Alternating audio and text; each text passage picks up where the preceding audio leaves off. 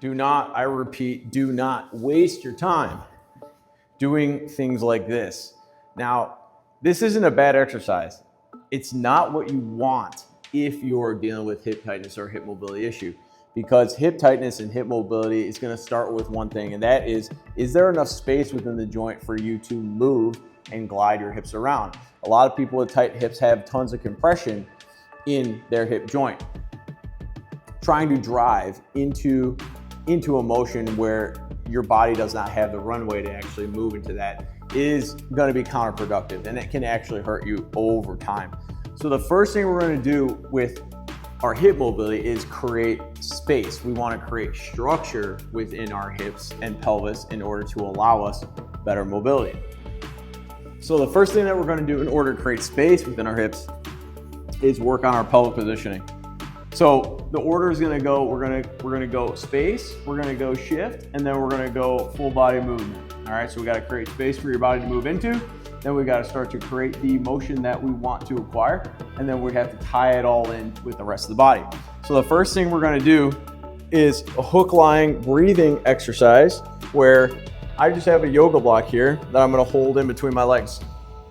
The first thing I'm going to do is I'm going to gently press my feet in the ground, and then my tailbone is gonna come up off the mat. My low back is gonna go down into the mat. I'm gonna create a little bit of squeeze here against the block, and I'm gonna start feeling my hamstrings drag back towards me. I'm trying to drag them back towards me, towards my glutes.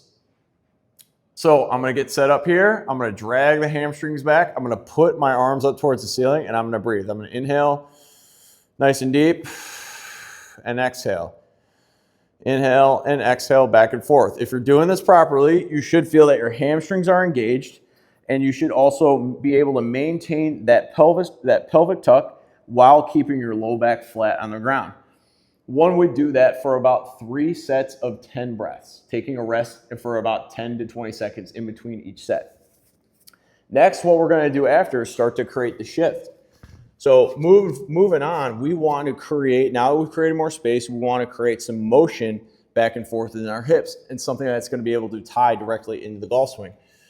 So the first thing I'm going to do here is I'm going to get one leg put up on the block. Now I'm going to make sure that my pressure here on my legs are about 50-50 each side.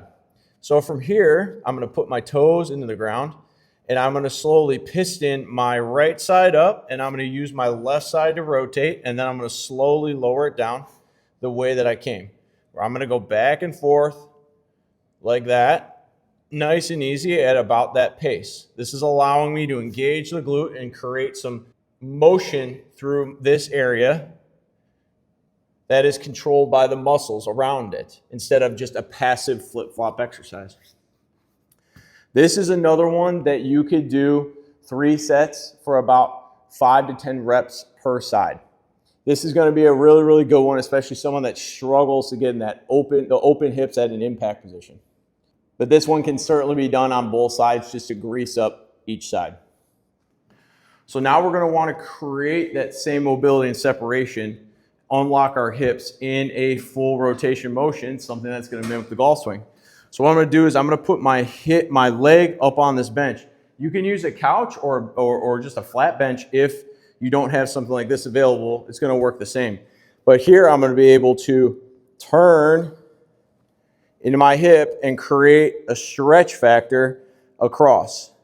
So I'm able to rotate my torso, my thorax, and I'm going to be able to hold this hip here, and then I'm going to return. There to there. And we want to do a lot of these. So about 1 to 2 sets of about 15 would be a good way to tie in both the pelvic tilt, the quadruped hip hike, and then we're going to use this one to start to bake this new hip mobility into your golf swing. So after that, when done on both sides, we should be able to create that turn and rotation that you're looking for at impact when you're hitting a golf ball.